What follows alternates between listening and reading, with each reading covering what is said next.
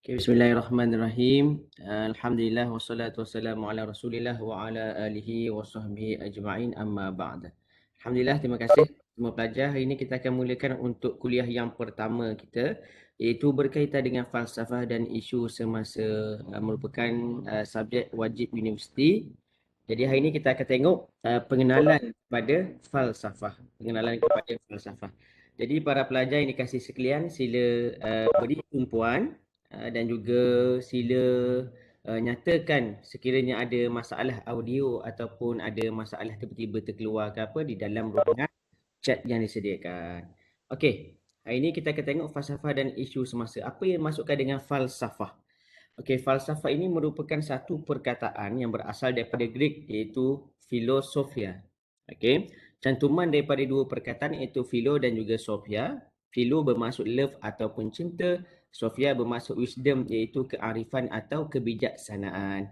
Apabila digabungkan keduanya menjadi love of wisdom atau cinta terhadap kebijaksanaan atau kearifan sebagai satu ciri kemanusiaan. Dalam bahasa Inggeris disebut filosofi. Dalam bahasa Melayu disebut falsafah. Ambilan daripada perkataan bahasa Arab iaitu falsafah. Okey, secara umum iaitu falsafah ini merupakan cinta kepada ilmu. Cinta kepada ilmu, love of wisdom, cinta kepada kebijaksanaan. Jadi apabila kita sebut sahaja kebijaksanaan, ia hakikatnya lebih atas daripada ilmu. Okey, dia ada satu ruang yang dinamakan sebagai ilmu, atas daripada ilmu iaitu ilmu itu dipraktikkan. Jadi apabila ilmu itu dipraktikkan, dia naik satu tempat lagi iaitu kebijaksanaan. Jadi kebijaksanaan itu lebih tinggi daripada keilmuan. Jadi apabila sebut falsafah, ia ialah satu perkara yang suka membincangkan tentang keilmuan dari sudut teori. Kadang-kadang dia masukkan juga kepada aplikasi. Teori dan juga aplikasi. Falsafah, kalau bahasa Arab, falsafatun. Kalau bahasa Inggeris, filosofi. Okey, jadi kita sebut falsafah lah. Okey, saya nak tanya kepada para pelajar, pernah dengar ke nama degree PhD, kedoktoran, filosofi doctorate? Pernah dengar? Nah, Benar, Kan? Ustaz. Dia ambil PhD kan? Jadi sebab apa nama dia falsafah kedoktoran? Sebab apa? Sebab ia mencari ilmu, mengkaji sesuatu perkara secara ilmiah. Bukan sekadar teori tetapi dengan praktikal. Jadi contohnya, dia kena buat satu kajian. Jadi dengan kajian itu dia mendapat dapatan. Dengan dapatan menggunakan metod yang tertentu, kaedah yang tertentu yang diiktiraf, akhirnya memberi manfaat kepada masyarakat dan juga rakyat setempat, untuk komuniti lah. Jadi itu nama dia falsafah. Jadi insya-Allah satu hari nanti apabila kamu dah orang kata dah berjaya habis degree, kemudiannya kamu dah habis master, kamu pun pergi kepada kedoktoran. Jadi perkara itu tidak mustahil sebab siapa yang nak belajar, siapa cinta kepada ilmu, cinta kepada kebijaksanaan, dia boleh sambung PhD insya-Allah. Dia bukan masalah cerdik tak cerdik yang sambung PhD ni. Yang sambung PhD ni ialah orang yang boleh sustain, yang ada orang kata minat yang sangat tinggi dalam diri dia, dan juga dalam masa yang sama ia berdisiplin tinggi. Ia berdisiplin tinggi. Bukan kena dia tu dapat 11A. Bukan dia tu kena pergi tempat yang high class. Tak. Dia kena disiplin. InsyaAllah dia akan boleh sustain dalam dia punya pembelajaran. Okey, jelas untuk masuk falsafah pada perkara yang pertama. Okey, terdapat 3 pendekatan yang boleh difahami pada maksud falsafah. Ada 3 pendekatan, approach pada maksud falsafah. Iaitu falsafah boleh difahami sebagai satu pemikiran yang dasar, asas atau fundamental, mengenai sesuatu perkara atau isu. Jadi pemikiran yang asas, foundation ni yang orang kata yang asas lah. Kalau nak bina rumah, apa asas dia? Apa asas kepada sebuah rumah? Nak bina rumah, apakah asas rumah itu? tiang. Tiang. Lagi apa lagi? Tapak kan? Tapak. Tapak bawah tu. Lagi apa lagi? Bumbung. Jadi itu ialah asas dia. Jadi falsafah ialah asas. Falsafah ialah asas. Sebab apa kamu belajar? Jadi kena tengoklah falsafah pendidikan. Nampak tak? Sebab apa kamu beramal ibadah? Tengoklah falsafah di sebalik ibadah itu. Contohnya, mendekatkan diri kepada Tuhan, nak masuk syurga, nak dapat pahala. Itu maksud dia foundation, pemikiran yang asas. Jelas Yang kedua, falsafah juga adalah pemikiran yang mendalam mengenai suatu perkara dan ia juga bersifat menyeluruh dan tidak terhad kepada sesuatu subjek, topik atau daerah pemikiran. Okey, yang kedua ni dia lebih spesifik. Baik para pelajar yang dikasihi sekalian, maksudnya dia bukan tahu secara surface tetapi dia in depth, dia deep lagi pengetahuan dia. Maksudnya dia bukan saja nak tahu okey, rumah ini tapak kepada rumah ini, asas kepada rumah ini ialah orang kata tiang ataupun dia punya tapak dia tu kena letak, kena tambun, kena letak tanah sebanyak 2 kaki, lepas tu barulah letak konkrit, barulah letak simen dan lain-lain kan.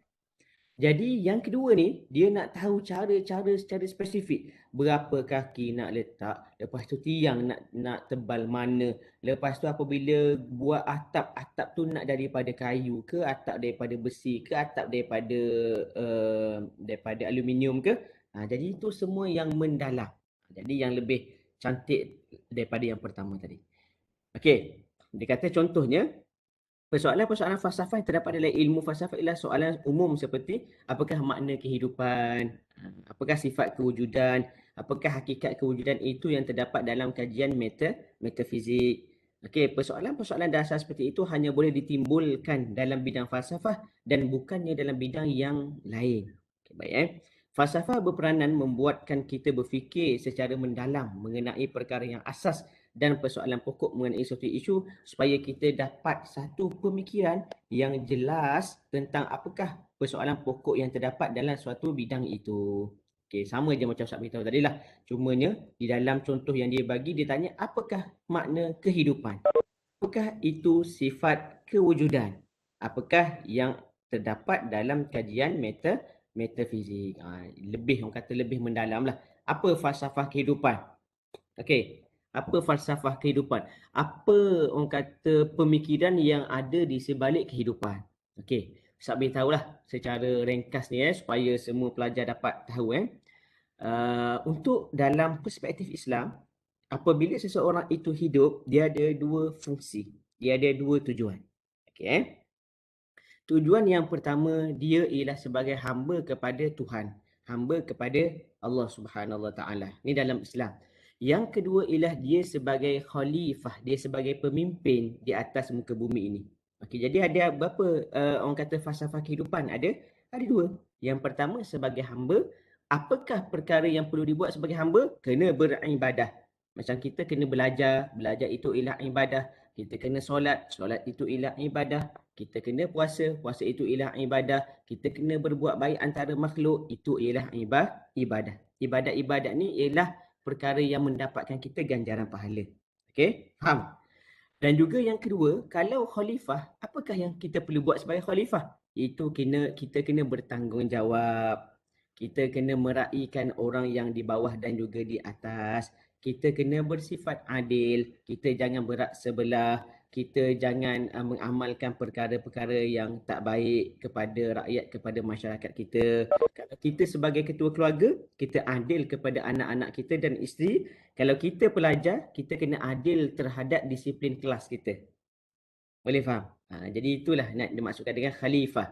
Khalifah tu ialah pemimpin. Macam kamu semua pelajar, kamu ialah pemimpin kepada diri kamu untuk pastikan masuk kelas dan juga buat tugasan dan juga tidak malas dan juga dalam masa yang sama memahami sesuatu topik pembelajaran. Itu kamu punya falsafah di sebalik kehidupan sebagai seorang pelajar. Okey, boleh jelas? Jelas kat situ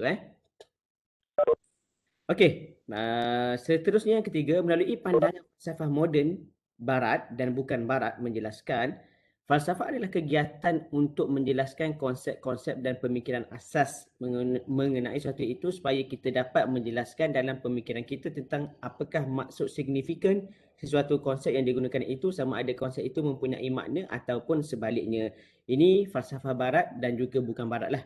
Dia kata falsafah kegiatan menjelaskan konsep. Maksudnya ia bukanlah satu perkara yang surface, bukanlah yang deep, tetapi dia more on teori dan aplikasi. Sebab apa? Sebab dia kata di sini menjelaskan pemikiran, signifikan satu konsep dan juga sama ada konsep tu ada makna ataupun tidak ada makna.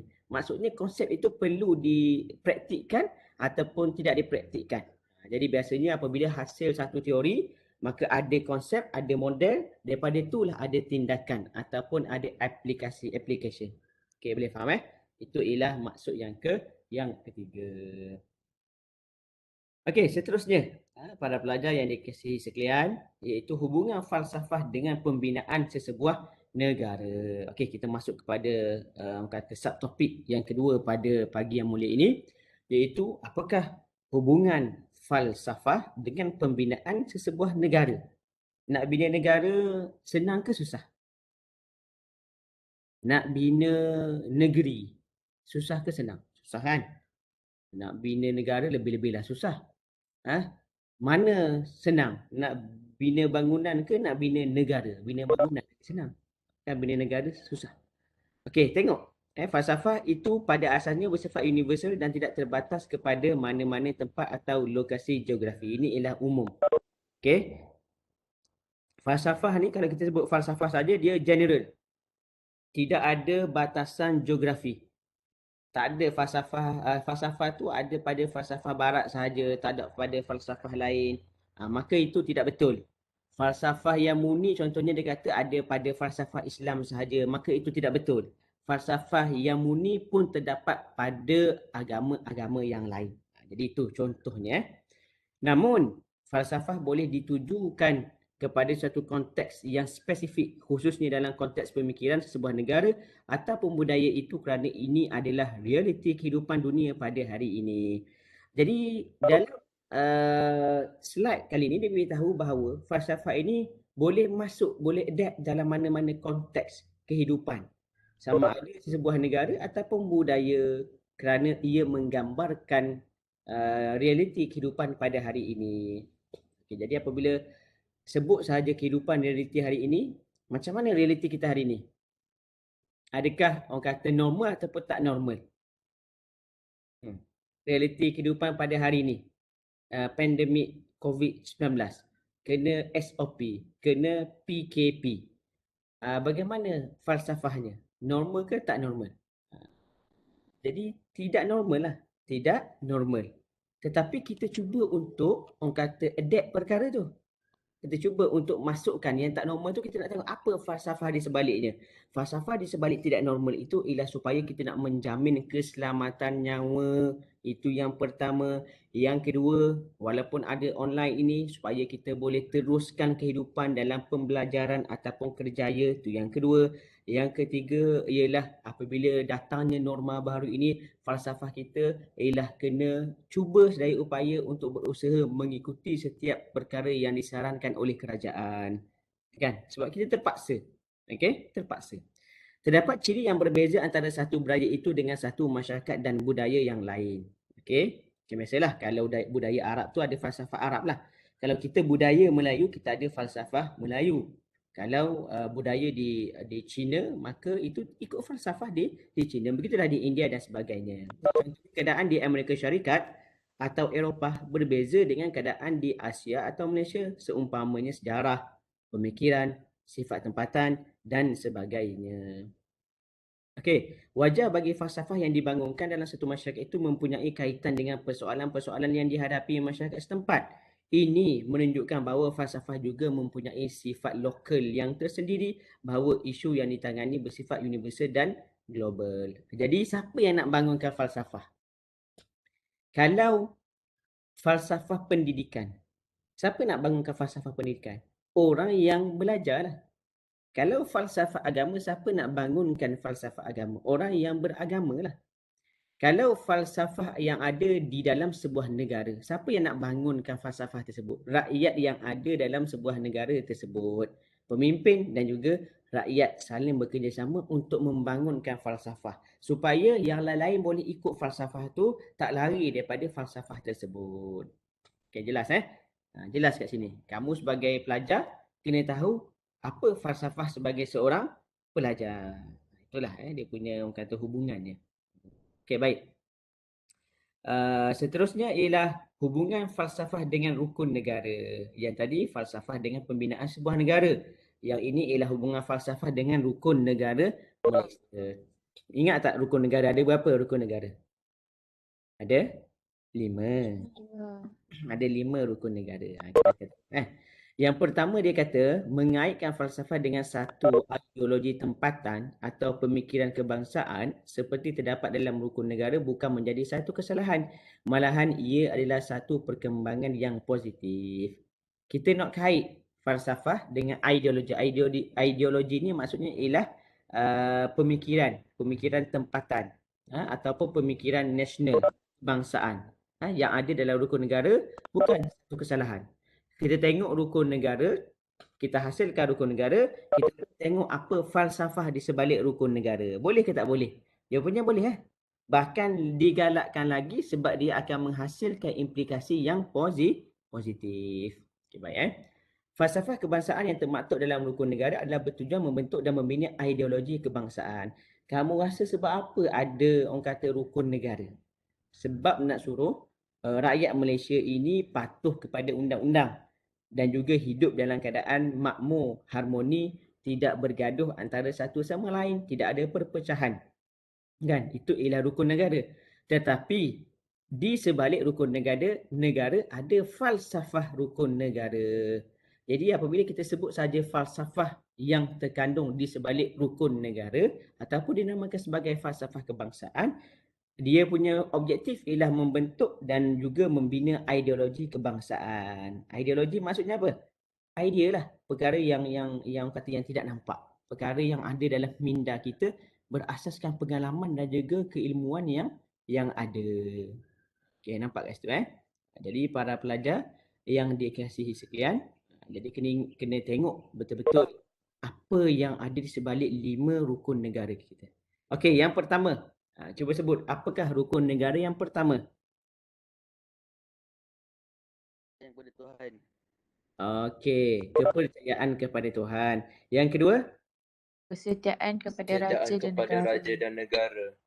Okey, terima kasih. Yang ketiga? Keluhuran perlembagaan. Yang keempat? Kedaulatan undang-undang. Yang kelima? Kesopanan dan kesusilaan. Okey, kesopanan dan kesusilaan. Ada berapa K kat situ? Ada 5 K. Ada 5 K. Kita akan ulas satu persatu. Okey, boleh Okey, cuba tengok slide yang seterusnya ni. Okey.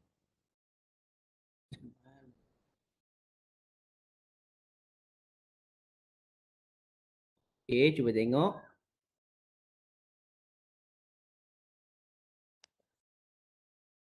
Dia keluar ni. Okey, baik Iaitu yang pertama, sekejap. Sekali lagi. Stop sharing. Share sekali lagi Share. Okey. Yang pertama ialah kepercayaan kepada Tuhan. Ini adalah satu ciri umum yang dianuti oleh ramai penduduk di Malaysia yang juga mewakili masyarakat yang berbilang kaum. Okey. Prinsip ini tidak menimbulkan kontroversi atau masalah kerana kepercayaan kepada Tuhan adalah satu kepercayaan yang dianuti oleh mereka dari pelbagai agama. Contohnya, Islam, Kristian, Hindu atau agama yang dikaitkan dengan masyarakat Cina seperti Taoisme dan Buddhisme. Semua mempunyai konsep ketuhanan. Walaupun dalam fahaman Buddhisme tidak ada cara eksklusif disebut tentang Tuhan, namun ada unsur-unsur kerohanian yang boleh dikaitkan dengan konsep ketuhanan. Rukun pertama ini merupakan sebagai suatu common denominator, iaitu suatu titik pertemuan antara pelbagai budaya dan kaum yang mempunyai fahaman agama masing-masing. Oleh itu, kepercayaan kepada Tuhan wajar diserapkan sebagai prinsip yang pertama dalam rukun negara dan ianya mempunyai unsur pemikiran falsafah kerana dikaitkan dengan fahaman keagamaan. Okey, jelas. Yang pertama dia kata sebab apa perlu kepercayaan kepada Tuhan. Dia tanya di sini kan. Sebab apa perlu kepada kepercayaan kepada Tuhan. Falsafah di sebaliknya iaitu yang pertama ialah masyarakat di Malaysia mempunyai agama. Okey, agama yang berbeza. Ada Islam, ada Kristian, ada Hindu, ada Taoisme, ada Buddhisme. Betul tak? Agama yang berbeza. Jadi apabila ada agama yang berbeza, maka mereka mempunyai Tuhan yang berbeza. Dan juga apabila mereka mempunyai Tuhan yang berbeza, mereka mempunyai konsep kerohanian. Jadi ada kerohanian yang berbeza kan? Jadi apabila benda itu dilihat secara big picture, sebenarnya kita akan dapat lihat bahawa titik pertemuan dalam agama mempunyai Tuhan. Jadi maksudnya di sini, ia menidakkan sekiranya ada agama yang tidak mempunyai Tuhan. Contohnya, etisme. Etis ada agama tak? Etis. Pernah dengar nama etis? Kepercayaan etis, etis. Dia tidak mempunyai Tuhan, tidak mempunyai kepercayaan, tidak mempunyai agama. Jadi kita tahu kat mana hala tuju, apa objektif kehidupan dan juga apa matlamat yang nak dicapai. Jadi tak tahu kat situ kan. Jadi kat sini perlunya sebagai umat Islam, contohnya kepercayaan kepada Tuhan itu nombor satu, perlu ada. Okey, kalau lihat daripada perspektif Islam, sebab apa perlu kepercayaan kepada Tuhan? Okay, falsafahnya ialah Tuhan menjadikan manusia. Manusia ikut apa kata Tuhan, kata Allah. Allah memberi pahala. Okay, Allah masukkan dalam syurga dan juga kekal dalam syurga selama-lamanya. Maksudnya apa dia?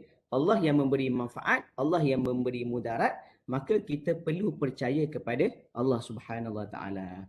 Okey, melalui Al-Quran dan juga hadis Nabi Muhammad sallallahu alaihi wasallam. Itu falsafah di sebalik kepercayaan kepada Tuhan dari perspektif Islam. Okay, boleh jelas semua? Okey, seterusnya. Yang kedua, kesetiaan kepada raja dan negara. Dunia moden kini mempunyai sistem politik berdasarkan kepada konsep negara bangsa, itu nation state. Malaysia tidak terkecuali adalah satu bentuk nation state, negara bangsa. Namun, ciri-ciri nation state Malaysia mengandungi unsur sejarah tersendiri yang diserap melalui sistem beraja atau sistem monarki melalui Kesultanan Melayu Melaka pada abad ke-14 atau ke-15. Unsur kesetiaan ini adalah penting bagi memastikan bahawa ada aspek kesepaduan dalam kalangan rakyat dan kesepaduan itu berdasarkan kepada kesetiaan mereka kepada raja yang menjadi lambang sebagai ketua negara berperlembagaan. Okey, yang kedua ialah setia kepada raja dan negara. Okey, dia kata di sini nation state, negara bangsa. Maksudnya apa dia? Maksudnya dalam negara itu mempunyai dua sisi yang penting. Iaitu yang pertama ialah pemimpin yang dinamakan sebagai raja, yang kedua ialah rakyat, masyarakat. Okey. Di sini Malaysia memang tidak terkecuali sebab kita ada dua-dua elemen tersebut. Kita ada dua unsur tersebut. Dan juga Malaysia telah ada sistem monarki kesultanan, iaitu Kesultanan Melayu Melaka pada abad ke-14 dan abad yang ke-15. Maka berlalulah abad-abad sehinggalah abad 20, abad 21, maka kita kekalkan perkara tersebut. Sebab apa? Sebab dia boleh menjamin keselamatan negara, kemakmuran negara. Jadi penting tak kesetiaan kepada raja dan negara? Sangat penting. Sangat penting. Ini menunjukkan bahawa kita mempunyai negara dan juga negara mempunyai raja dan juga dikelilingi oleh perlembagaan. Dikelilingi oleh perlembagaan. Okay, baik jelas semua? Nombor 3, keluhuran perlembagaan. Setiap nation state termaktub secara eksklusif mempunyai perlembagaan perundangan tersendiri. Keluhuran perlembagaan dipegang untuk menyelesaikan pertikaian dengan merujuk pada prinsip perundangan yang paling tinggi, iaitu perlembagaan negara. Prinsip ini penting bagi memastikan kestabilan sebuah negara kerana konsep masyarakat yang berasaskan kepada law and order hanya boleh dilaksanakan dengan adanya perundangan yang jelas. Jadi rukun negara ketiga, keluhuran perlembagaan. Apa perlu kepada keluhuran perlembagaan? Jadi caranya tidak lain tidak bukan untuk bertujuan menyelesaikan pertikaian. Nak selesai masalah, ada orang bergaduh, syarikat A bergaduh dengan syarikat B. Maka apa jalan penyelesaiannya? Kena tengok kepada undang-undang. Dan juga undang-undang ada banyak. Ada undang-undang sivil, ada undang-undang agama, ada undang-undang yang lain-lain banyak kan. Tapi atas kepada undang-undang yang banyak itu ialah ada satu yang lebih besar, yang lebih orang kata yang lebih autentik, iaitu perlembagaan. Jadi kalau negara yang tidak mempunyai perlembagaan, tak cantik lah. Dia sama jugalah macam kita buat kelas, tetapi kita tidak ada undang-undang dalam kelas. Nak masuk bila-bila, nak keluar bila-bila, boleh. Nak masuk kelas boleh, nak buat assignment tak boleh, tak nak buat assignment pun boleh, atas pelajar semua. Jadi nampak tak berapa cantik, tidak ada structure. Jadi kita kena ada syllabus, kita kena ada CLO, kita juga perlu ada bahan pembelajaran, kita perlu ada assessment, assignment supaya pelajar tahu apa yang dipelajarinya. Okey, jelas Okey, yang keempat. Okey, yang keempat, pelajar yang dikasih sekalian, yang keempat ialah kedaulatan undang-undang. Lepas perlembagaan, undang-undang lah pula. Iaitu pelaksanaan undang-undang berasaskan perlembagaan the highest form of law. Kedaulatan undang-undang bermaksud tidak ada siapa boleh mengatasi, melebihi atau melanggari undang-undang. Melalui prinsip ini akan dapat mengekalkan keharmonian dalam negara ini kerana sebarang pertikaian yang mungkin muncul atas dasar agama atau bangsa dan sebagainya boleh diselesaikan melalui sistem perundangan yang ada. Macam tadilah Ustaz beritahu bergaduh antara syarikat A, syarikat B, yang menyelesaikannya ialah undang-undang. Maka kita perlu menghormati undang-undang. Siapa yang tidak mampu menghormati undang-undang, dia bukanlah rakyat yang baik, yang taat, dan juga dia perlu cari negara yang lain yang sesuai dengannya. Kan? Okey, yang akhir sekali kesopanan dan kesusilaan. Kesopanan semua pernah dengar kan? Kesusilaan pernah dengar ke? Kesusilaan ni dia sama jugalah maksud dengan kesopanan. Lebih kurang sahaja. Okey. Prinsip yang terakhir ini merujuk kepada sesuatu yang lebih bersifat personal dengan berkaitan dengan perhubungan manusia dengan manusia. Yang tadi yang kita cerita nombor 1 sampai nombor 4, hubungan manusia dengan Allah, dengan Tuhan, hubungan manusia dengan perlembagaan, hubungan manusia dengan raja, hubungan manusia dengan undang-undang. Habis dah semua tu. Yang kelima ialah hubungan manusia dengan manusia. Sebab itu dalam Al-Quran beritahu hablum minan nas, hablum minallah. Ada dua hubungan dengan manusia, hubungan dengan pencipta, iaitu Allah Subhanahu Wa Taala. Okey, kesopanan dan kesusilaan merupakan prinsip yang terakhir. Ini merujuk kepada sesuatu yang lebih bersifat personal. Okey. Ia boleh menjamin dan mengekalkan harmoni hubungan yang baik antara rakyat walaupun ia tidak mempunyai suatu kuasa perundangan. Kesopanan ada tak undang-undang? Tak ada kan? Kita berbuat baik antara satu sama lain tidak termaktub dalam undang-undang, tetapi itu ialah sifat manusiawi. Ciri ini melahirkan rakyat Malaysia dengan perasaan bertolak ansur, berkesopanan dan kesusilaan serta harmoni dan lebih bertimbang rasa terhadap fellow human beings atau fellow citizens, yakni rakan senegara. Mereka akan sentiasa mengambil kira perasaan, mempunyai rasa hormat dan bertindak balas dengan orang lain dengan secara sopan dan mengekalkan kesusilaan. Semua ini penting dan perlu dipegang oleh setiap rakyat Malaysia untuk menjamin kestabilan politik dan sebagainya. Pada yang sama, kita telah mengenal pasti unsur pemikiran falsafah yang mendasari prinsip-prinsip tersebut. Okey, baik Jadi hormat menghormati. Okey, apa implikasi? Apakah kesan sekiranya kesopanan dan kesusilaan ini tidak ada? Siapa boleh jawab? Apakah kesan? Sopan tak ada, susila pun tak ada, buat ikut suka. Tidak adil, tidak saksama, buat perkara yang tidak amanah. Contohnya kan, buat perkara yang tidak baik, pecah amanah. Orang kata seleweng duit syarikat. Apa kesan dia? Siapa boleh bagi jawapan? Apa kesan dia? Apa kesan yang berlaku apabila tak ada kesopanan dan kesusilaan? Hilang sifat hormat pada manusia lain. Ya, betul. Nik kata hilang hormat antara manusia yang lain. Kalau kawan mengkhianati kita, adakah kita nak percaya dia? Adakah kita nak menghormati dia sebagai seorang kawan? Jawapannya tak lah. Kita bagi dia simpan duit. Ni satu analogi yang mudah kita faham. Okey? Boleh kaitkan dengan perkara yang lain dari sudut politik, kepimpinan dan lain-lain lah.